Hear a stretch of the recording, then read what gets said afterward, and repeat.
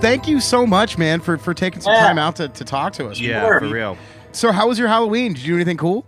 No, usually our streets, there's lots of things going on. They have to block off one end or the other because people come from all over the place to go down our street. Because some of the people, we used to do it up in the past, sure. And some of the people down last year, they did the place up, so it draws a lot of kids. And do people know you're the Friday the 13th guy? Are you like the house on Halloween at all? Nothing like that. Not at all.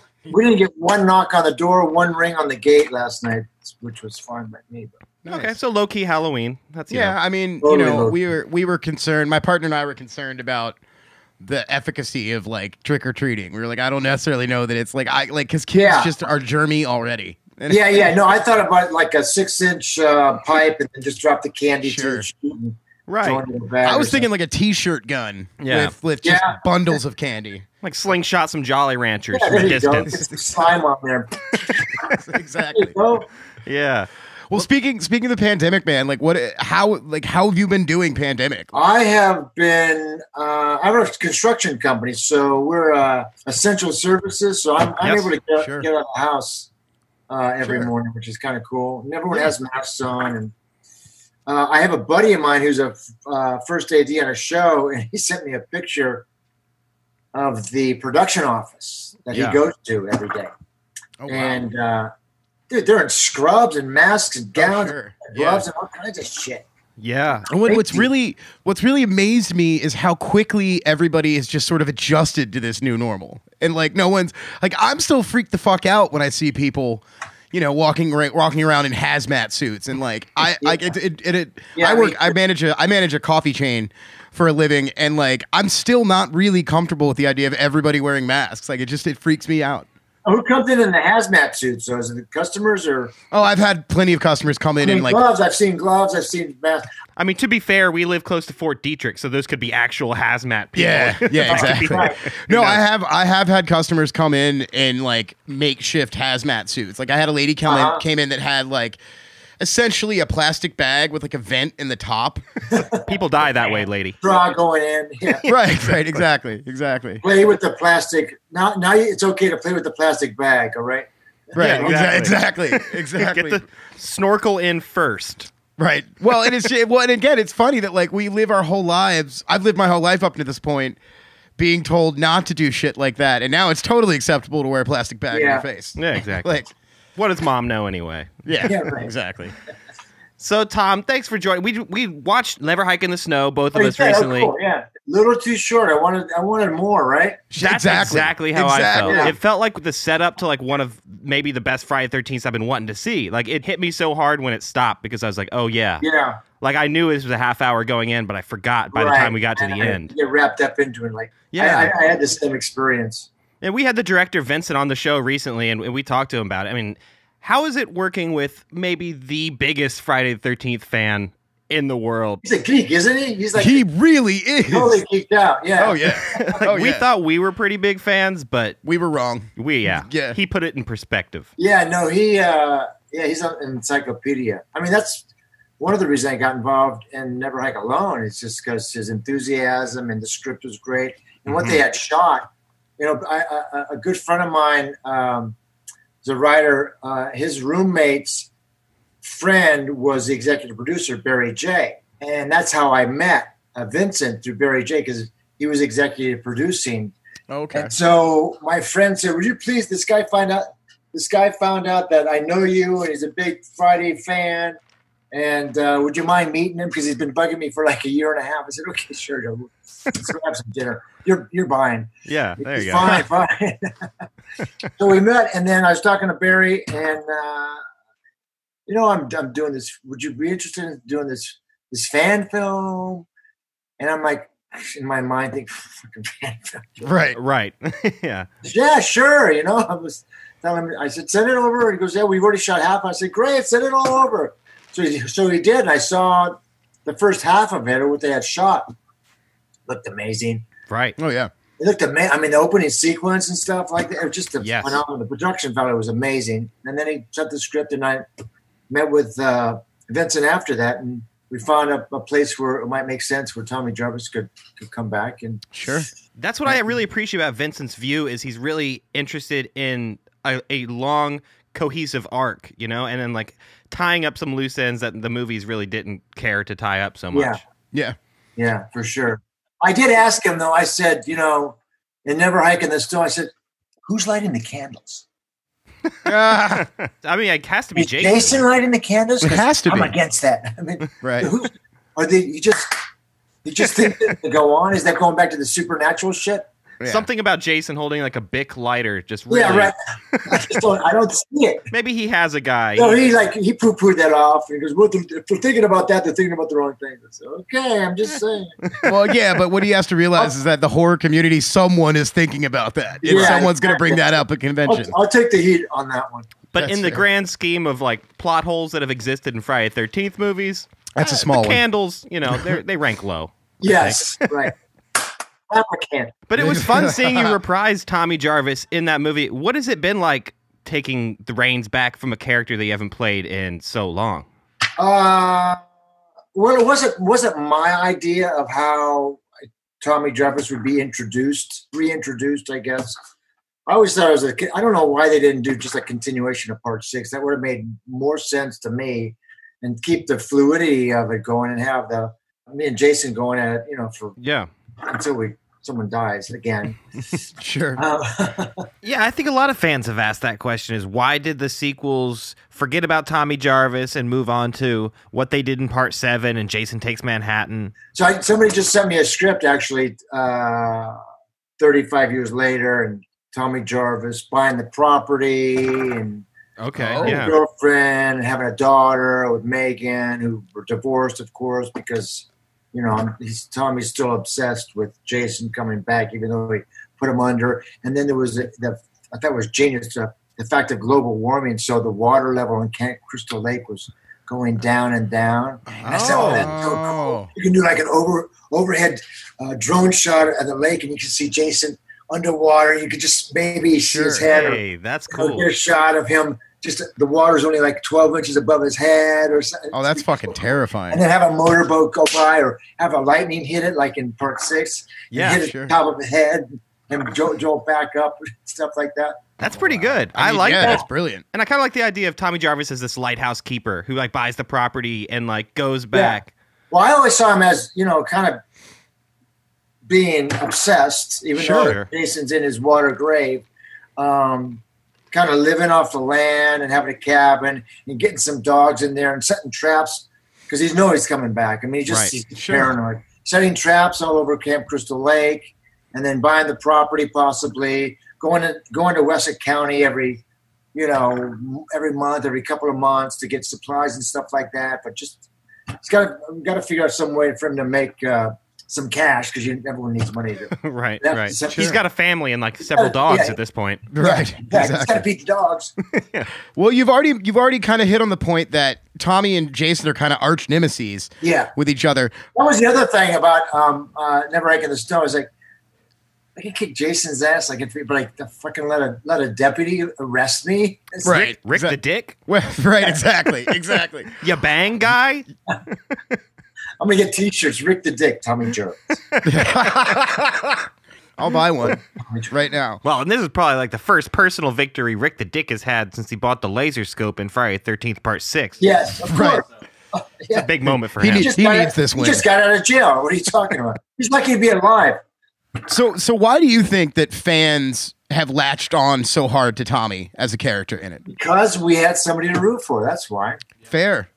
Yeah, I know. I mean, I agree 100%. We got invested in the relationship with Megan. I mean, there was an optimism of their relationship continuing on after the end of the show, and there was more of a character. You know, people got invested in the characters. Sure, they did. Yeah, it was nice in Friday the 13th because we never had like a Laurie Strode from the beginning, right? We never had a single surviving arc that continued along. You know, Alice survived and then died pretty fast. Right. And Tommy, we were able to like not only go from like a couple movies, but we were able to see Tommy go from a little kid to an adult and follow a longer arc. Right. Yeah. And I wish the films had continued more with that. Like they kind of left. Yeah, that's what I was saying. It seemed like a natural progression. They had already set it up, so But what happened was, I mean, look, Friday the 13th for a production company for Paramount at the time was like the redheaded stepchild, Sure. You kind of embarrassed, but you couldn't ignore it because it was making so much noise and making money. So they kept making them because several $1 million in their bank account. So that's what they kept doing. And what they had done was, if you go back and looked at like part 7 or part 8, whatever was the blockbuster for the big movie of that year, whether it was psychological or going off to space or whatever the big from Warner Brothers or from Disney or whatever made a lot of money, that's kind of what that's the audience they were going for. Mm-hmm. Sure. 3D. 3D was very popular when they made. Right, and with Jason X is just like screaming of like space, time, like all this kind of extra stuff. But it was it was a shame they just never brought Tommy back because the fans responded. But even in part 9, they bring out of nowhere that like Jason Hunter guy, right? Who's supposedly just been hunting Jason the whole time. We've never seen him. Yeah, that's an idea that I had that I thought later on Tommy would be like a detective or right. Like why isn't that character Tommy? Exactly. Kind of like The Fugitive. I thought of it like maybe as The Fugitive would be a great idea. Tommy going to seeing these weird murders and how, researching, never finding Jason, but just on the hunt for him. Sure. Like The Fugitive. Like the show Supernatural, but it's Tommy Jarvis. Yeah. Actually, that'd be sick. Exactly. I would watch that. Yeah, let's write it. The Tommy Jarvis Files. You could make a badass anthology series out of that, like very easily. That'd be awesome. So speaking of coming back as Tommy, how involved were you with voicing the game? Because the Friday 13th, I was the guy. Yeah. Yes, you did all the voiceover for your own character, which was pretty cool to see. The game was kind of the first time Tommy Jarvis got brought back, and again, it was like huge fan service. It's a special character you get. He comes in and he gets a whole intro scene and cool music when he comes in. So what was it like getting turned into a video game character? I told him I wanted a superpower. I said I need a superpower. They give me a shotgun. Well, it's like that's the closest we get. You wouldn't believe. I mean, they sent me my image to okay it. I had to go back 6 times. Oh wow! So what were they getting wrong? Well, Tommy Jarvis, the first thing they sent me had black hair and a 5 o'clock shadow. Okay, a big chin. So I literally printed out the same head size of the guy and my, Tommy from part 6. Yeah. And I said, okay, this got to go. The eyes are too wide. Bring him in. The eyes are too big. I mean, incrementally. And then it took 6 times. But and we ended up with the image that we have for the game. Well, the game looks pretty good. The game looks very accurate. 6 times going back and forth. But 6 times. 6 times. I shot him 6 times. That's funny because the game seems to be clearly made by super fans who have the game's claim to fame is attention to detail. And Gun Media. For them to give Tommy black hair at a 5 o'clock shadow. I got a bunch of these. Dude. But I was in Kentucky doing a horror convention, and that's where Gun Media is from. It's from sure. Oh, they're Kentucky. And they came out, and I met everybody there, and they gave me a bunch of posters. There's 2 different kinds of posters, and I signed a bunch of stuff for them. Oh, that's too cool. That was cool, too cool, man. So you went into their studios to do your voice recording, or no? I did it here. You did it from home. Cool. Here in L.A. Oh, L.A. Okay, great, nice. Mm-hmm. You've come back and played Tommy Jarvis numerous times now. Do you find that you personally relate to the character? Or is it something else? When I did Tommy Jarvis, I always said that because I did Return of the Living Dead too, and that was more like a character. And I've done a bunch of character stuff. Did a lot of Albert Pugh movies. That was mostly a lot of character stuff. But Tommy Jarvis at that time was probably the closest character I felt to myself. So it was almost unnatural. Didn't have a lot of character. Right. Because that moment of Tommy, after having 2 movies of Tommy, you've already seen him experience trauma and deal most directly with trying to be normal, and this is him trying to put his demons to rest. And that's sort of where you come in as Tommy, which is, I think, a really interesting place psychologically to come in playing a character we've already seen 2 times. Yeah. And I did look at part 4 and 5 to see if there was any mannerisms I could cherry pick that they were doing. Sure. couldn't really find anything that was, stuck out to me because I was going to integrate that into the character. Whether it was doing that, rubbing his nose, maybe Thom was doing that in part 5 or something, or whatever. But nothing. You didn't really find anything. Nothing. Yeah. Now, you brought up Megan earlier, and I always find it pretty fascinating that how quickly Megan just meets you and falls in love with you. Falls in love with but you. as far as she knows, you could be anybody. Right. Hey, I'm not saying you're not good looking, Thom, because you clearly are. But you're also a drifter in a jail cell when she meets you. That's right. I mean, lucky for her that you were telling the truth. That's all I'm saying. Yeah. Right. Well, I believe me. We know, but she doesn't know. Well, we've also noticed a bunch. I always point this out to people about part 6. The first scene where you go to the police to report a murder and you burst into the police station, the first thing the sheriff does is pull a gun on you. Like if that's not ahead of its time in terms of a narrative, I don't know what is. I scared him. Exactly. Yeah, exactly. He's actually David Kagan. He lives right 10 blocks away from me. What? Really? Yeah. That's awesome. And Vinny Gustafaro lives maybe 15 blocks away from me. What? Oh, that's cool. Yeah, I've had him over here. We both like a good night human every once in a while. So that's awesome. He's been over here with Cindy, his wife. Who's in part 6 as well. So, did you guys plan that to live near each other, or did it just sort of happen? No, we have to. It was in the part of the contract. If you're part of this movie, you must live within. There's 15 it's a clause. Each other. It's a clause. Yeah, nice. CJ was right on the. No, he's got Montana now. He went from the heat to the freezing ass cold now. Speaking of heat and cold, what was it like on that last scene working in that burning lake of fire? How did they do that? They had gas tube around it. And when I threw the match in, it just. And was that mostly you, or was that a stunt actor for that was some me of that? inside the boat. Yeah. Awesome. I felt the heat. I said, could you guys make it a little bit wider? I got actually upset with one of the prop guys because I said, no, you fucking get in the boat. Right. The prop guy, it's fine. He's fine. I have no eyebrows because of it. Well, I mean, adversely, what was it like working in the snow for Never Hike in the Snow? Which was worse? I'll tell you something. We got very lucky. Okay. Friday, it was sunny. Drove up to Lake Arrowhead. Big Bear. Mm-hmm. No snow. Oh. Friday night, it snowed. Oh, wow. Saturday, it snowed. Sunday, it snowed when we were shooting. That's amazing. Monday, no snow.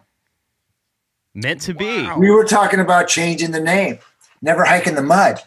Right. We had no snow. I mean, we were like, we're going, but we're going to change the name. Wow. That's incredible.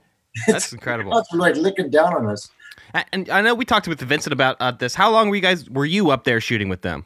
A couple of days. Just a couple of days. Right on. Yeah. Cool. One take Thom. One take Thom. Yeah. Is that what they call you? Is that what you call you? So you mentioned Return of the Living Dead. I'd love to talk about that movie a lot. Yeah. I love that movie. That's kind of one of my low-key favorites of the zombie movies, because there's kind of no zombie movie like Return of the Living Dead. You know? No. It's like a lot of movies, but not a lot of movies are like it. Right. And I've always loved, you seem like you have a really fun character. I love the dichotomy between you and your boss. Had a great time. Yeah. With my boss, Jimmy Karen, God bless his soul. We found out on part 2 that we had the same birthdays. Really?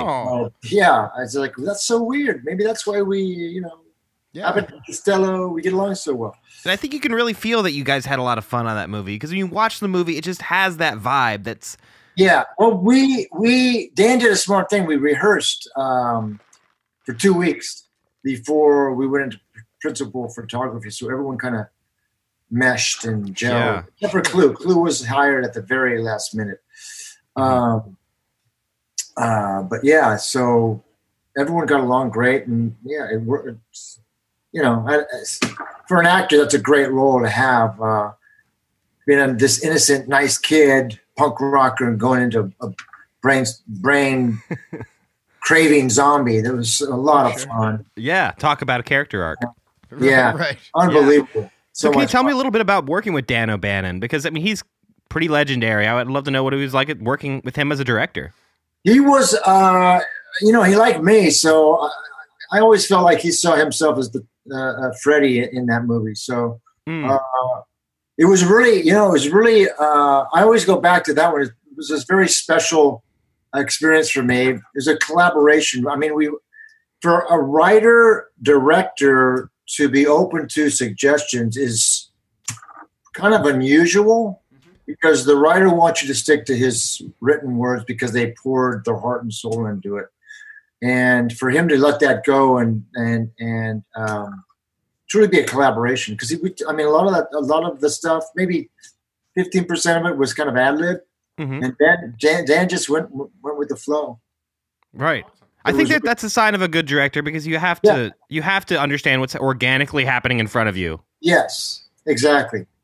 And you have to know when it's not working, and when things and when the actors sometimes are making right choices. Well, it's always going to be working when it's honest, when it becomes when it's truly more honest for the actor who you hire to play the role. So whatever makes them tick is going to have a sense of more honesty in the character. Right, sure. Because sometimes if an actor's delivering in a line, it's not landing, and it's not always the actor's fault in a performance, right? It may be because the line is not ringing true to the actor, and you have to. They always say be yourself, and that's true. If you can really truly be yourself, and then make an adjustment, and he's okay with that, then that's cool. Right, sure. Right. Did Dan really eat cow brains on set? Did that happen? He did. The midget guy, when he closed the door and there's a guy eating the brains. Sure. He did. That guy was great. Yeah, because the story said that Dan didn't want any actors to believe that he would make them do anything he didn't do, so he ate little cow brains. Yeah, he did. And I think that's awesome. Hats off to Dan O'Bannon for that. Yeah. Although he didn't go up the step that he had taken out for Beverly to run up. I noticed he didn't do that. Yeah. Well, there's got to be limits. I mean, I'll eat cow brains, but I'm not going to put myself in mortal danger. And when you mentioned your character, Freddy, in this movie, you kind of hit him on that. He's a nice kid, but he's also a punk rocker. He's got the most interesting group of friends I've ever seen. Yeah. And because his girlfriend's, she's kind of dressed like Laurie Strode from Halloween or something. She's dressed fairly conservatively. Good Miss Goody Two Shoes. Yeah, but she's hanging out with Linnea Quigley, Trash, and all these other people. Yeah. So I just love your group of friends because they're clearly very inclusive, very eclectic. Yeah. He was my old life before I started going. I'm in transition. I'm not quite the full punker, but I am. Sure. So she's so I'm still. It was weird. You know what's weird? I got all punked out. And I was living in Hollywood at the time, around Melrose. And I would it's so weird. I was becoming attracted to punk rock chicks. Yeah. Oh, yeah. I understand. I would see myself in the mirror and go, oh, yeah, okay. And then I would see punk rock chicks. I was like, hey. It was so weird. You're I'm not a punk rocker, but I play one on TV. Right. Yeah, right. Exactly. So, actually, speaking of that, you say getting all punked out for the movie. I heard that there's a story where you pierced your ear for the role, not knowing that they could put a fake one in. I did. I still got a whole. Well, it was kind of a method. Sure, it's a method piercing. That's commitment, man. I appreciate that. I think I still have the whole. Hey, I'm sure the filmmakers were like, "Hey, we appreciate it." Nice. Makeup gives makeup department one less thing to do. Dan was a little shocked because you didn't have to do that. I said, "Yeah, I kind of wanted to." That's fair. You're it's the punk rock way, man. And the reason why I had the hat on in the movie is because I wouldn't shave got a haircut and had a little pigtail in the back and had that bleached out. But my head, the shape of I got kind of like a point on the top of my head. Yeah. So it's oh, then I was oh, you used to be good looking. So let's wear the hat. Get a hat on this boy. So we wore the hat for the first couple of weeks or something until my hair grew out. That's fair. That's great. Well, and then in Return of the Living Dead 2, you came back as a totally different character, Joey. Yeah. That sort of suffers the same fate as Freddy. It's the same That part always kind of confused me. I kind of liked it because it confused me, but it mostly just confused me. Yeah. If you like that, you should meet my ex-wife then if you like to be confused. But tell us a little bit about... You want to know why we came back? Yeah, like why are those characters back with different names to play out the same story again in the second movie? I'll tell you why. When they were selling the script of part 2, yeah, you have a script that you want to make. You might want to make the sequel, so you go to your foreign distributors and go, "Hey, we're going to make part 2. You want to give us some money so we can make the movie?" And they'll say yes or no or how much. But part 1 was such a big hit in Japan. They said yes, we'll give you this. We'll give you the money.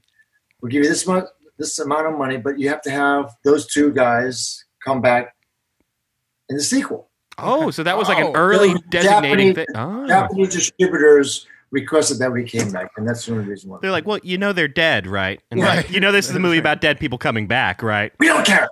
Movie magic. Yeah, exactly. So that's why we came back. But I love they didn't take the easy way out because they could just have them come back as zombies. No, that's too easy. They come back as entirely new people. Different. With different names, with the same relationship, and come back as zombies. My arms still smoking. It's gone. Right.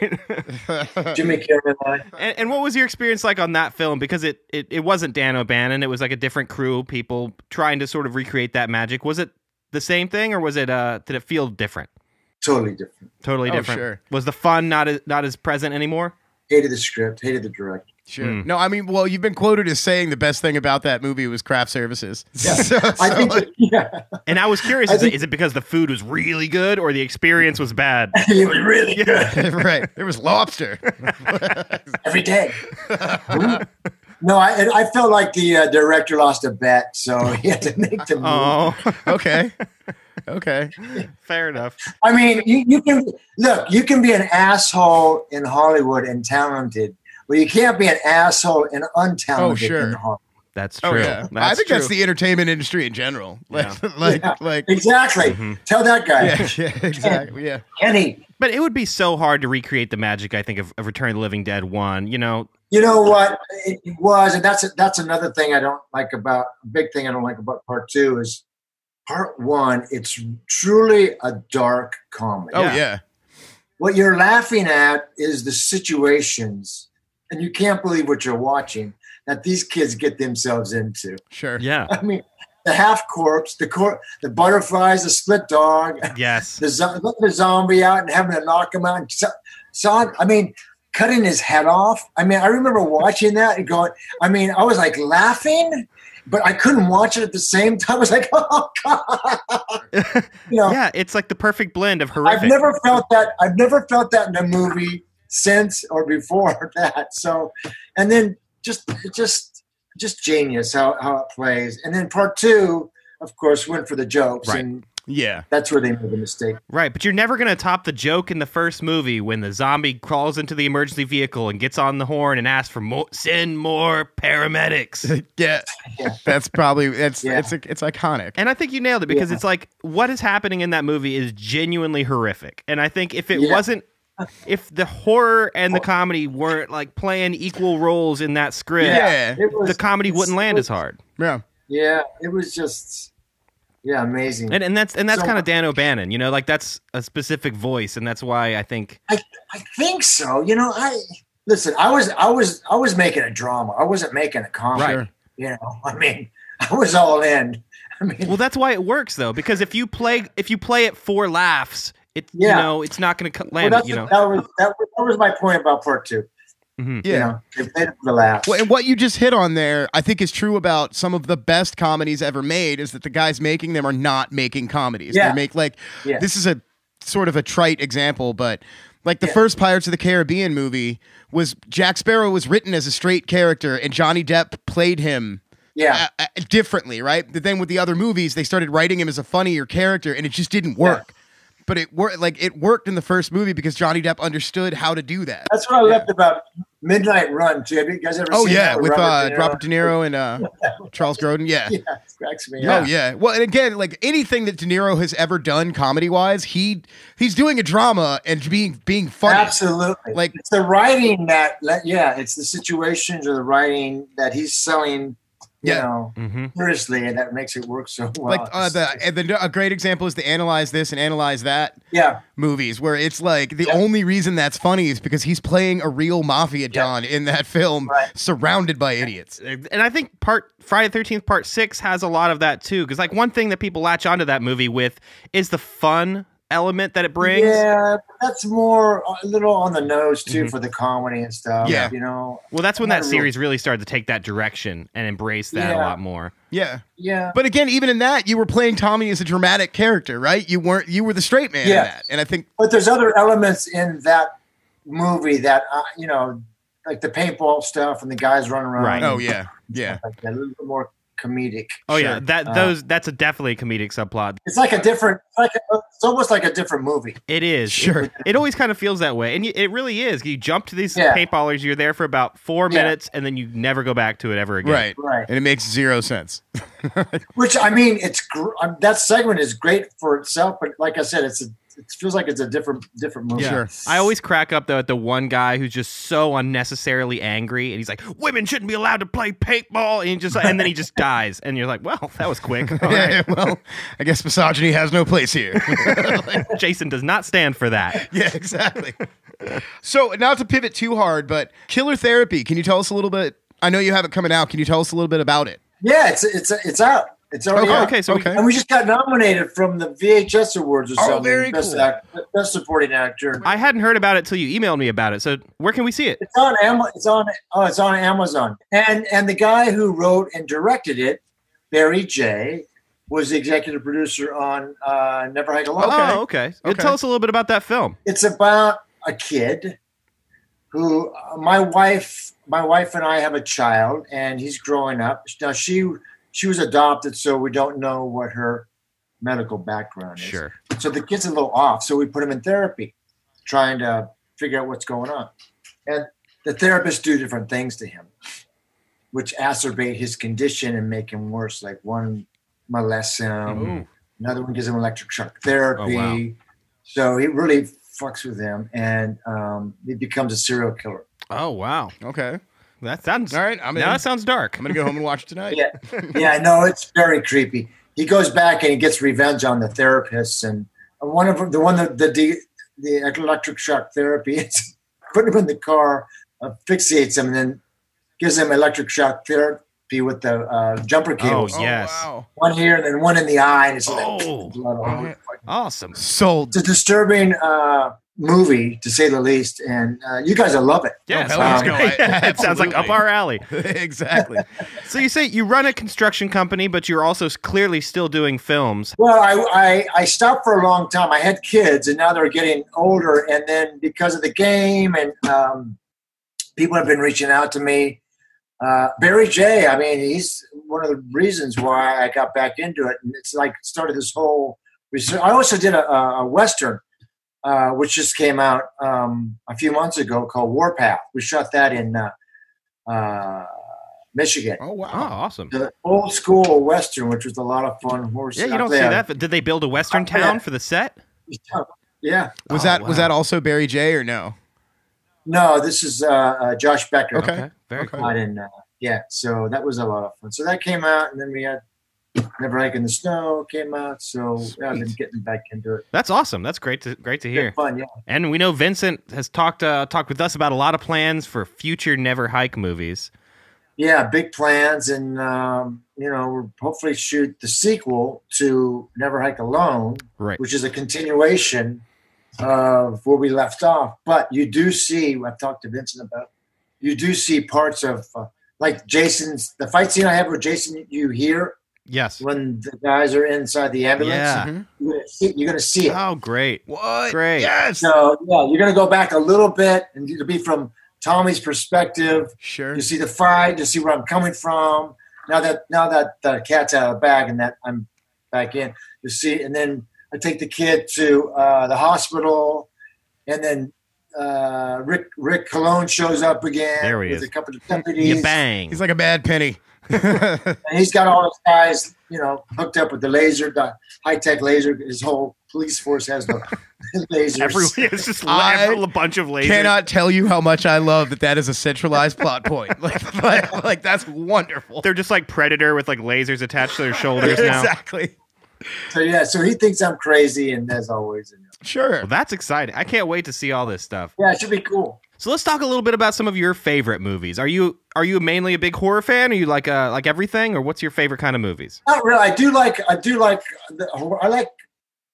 loved Zombieland when it came out. Oh yeah. I loved Zombieland because it's it's got that mix of horror and comedy in it. Yeah. There's another horror movie that came out. It's about, maybe you guys know it. It's about these two guys, they're friends. One goes off to war and he comes back as a zombie, but his friends don't know it. But he needs blood. But his best friend gives him blood and food. Anyway, they're best friends, and they're like sitting on the couch, and one guy's clearly a zombie. They're watching TV and stuff. Hey man, I think I gotta go. He goes, well, you need some blood? Here, take some blood. Go ahead. Just take a little bit. Don't take it all.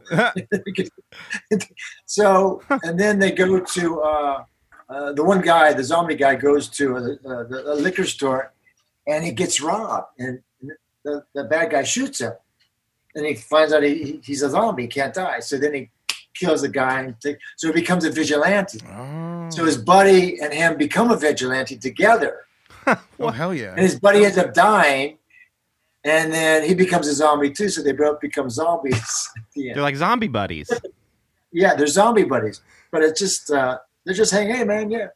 So when you like your horror movies, you gravitate towards the horror comedies a little bit more. Yeah. I did like it. It was great. Mm-hmm. It was all good. I think the movie you're talking about is The Revenant, right? Revenant. Yep. That's it. Yep. That's it. Have you guys seen it? I have not seen it yet. I've seen it. Go see it. Okay. It's great. Absolutely. Okay, awesome. So have you seen Tucker and Dale versus Evil? No. Oh man, I'd highly recommend that. I think that's a really effective horror comedy, and it's a really good spin on like the slasher trope. It's real brilliant. Is that a Legion M thing? A Legion M? I don't know if that was Legion M or not. I don't think it was. I want to say it might have even been before that. But yeah, I'm gonna write that down. Yeah. Tucker and Dave. Tucker and Dale versus Evil. It's a riot. Yeah, it's a riot, and it's just really smart, tongue-in-cheek humor. Cool. And it really sort of. It's an indictment of like the slasher genre in general, but in like the best way possible. And it flips the script between victim and slasher a lot, which is cool. Yeah, it's great. And Cabin in the Woods has been one of my favorite modern like. Yes, oh my gosh. Yeah. Well, and I mean that was definitely Joss Whedon's sort of love letter to horror fans as a whole. So Tom, would you like to play a game with us real quick? A game that we invented. Sure. It's called Slasher Showdown. Are you in, Tom? Are you in for this? Sure, I'm not sure I understand the rules. Basically, we're going to draw you a character, and we're going to draw JB a character, and then we're going to draw a location that will be our battlefield. And you guys, it's basically a glorified version of who would win. Yeah. And so essentially, you just like you use your knowledge of that character in that setting to defend why you would win, if that makes sense. And one of the characters you could be is Tommy Jarvis, so you could be yourself. Tommy Jarvis is on the list, so. I'll be Tommy Jarvis in all of them. Exactly. Well, I think he reserves that right since he is in fact Tommy Jarvis. All right. So Tom, since you are our honored guest, we'll draw your character first between 1 and 45. Generate a number. We have number 12. Number 12. Ooh, you're Hannibal Lecter. Good one. Ooh, very good one. Okay. Yeah. Arguably the smartest on the list. Let's see who JB is right now. All the way down at number 45. Art the Clown. Oh, so you're a psycho killer clown. Yeah, so I'm basically a clown serial killer. All right, yeah. I'm sure he has a psychology that Hannibal Lecter can manipulate somehow. I'm certain of it. And then number 22, you guys are fighting in The Labyrinth, a never-ending maze from Hellraiser 2. Okay. All right. Okay. Well, so off break, my strange match. My Art he's not smart. My character's not a smart guy. He's reliant entirely on being a psychopath. I'm not a smart man. He's not a smart man. He's a psychotic clown. So like his really only strength is being balls out crazy. Is being a psychotic So I'm clown. sort of already at a disadvantage because I just happen to like balls as Hannibal Lecter. So exactly. Well, no, and I mean, so I'm already kind of at a disadvantage because of the because Hannibal's a master manipulator. But I would say that if I do have a chance of winning, it's based entirely on me not giving Hannibal a chance to try and manipulate me psychologically, because that's my only chance of not losing. So. Yeah, so you lost already. Yeah, exactly.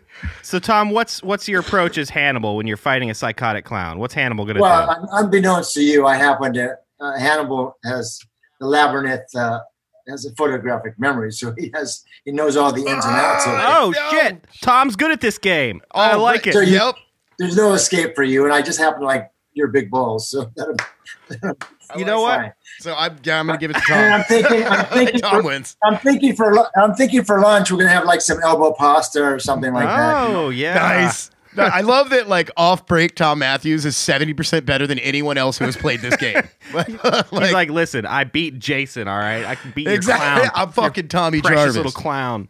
Hannibal Lecter, yeah, he's a badass. He is. Yes, he is. And I actually, I met him once, Anthony Hopkins.